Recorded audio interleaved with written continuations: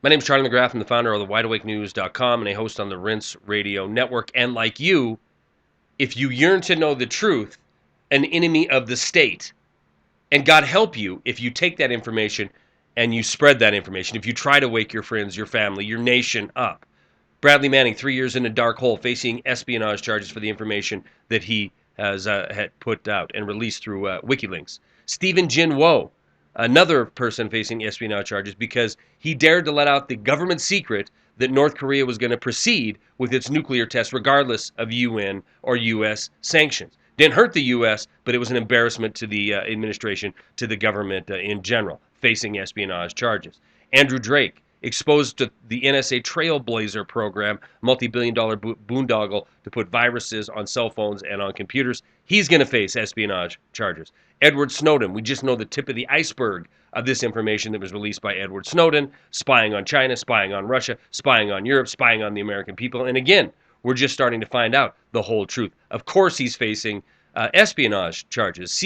Former CIA employee Jeffrey Sterling, he exposed the Merlin program. The Merlin program was basically disinformation to help lead Israel and the U.S. into direct hot war with Iran over their nuclear program. He exposed it. He is facing espionage charges. General Cartwright didn't buy the standard party line that Iran was on the verge of being the next big nuclear power on this planet. So he exposed Operation Olympic Games, an operation that put the Stuxnet as well as the flame virus inside of Iran to hobble their civilian nuclear program. General Cartwright is facing espionage charges. Couple this with the fact that journalists such as Glenn Greenwald, who released a lot of the stories that are coming out from the information of Edward Snowden, is being directly attacked, not by the government that has no problem following emails and tracking phone calls,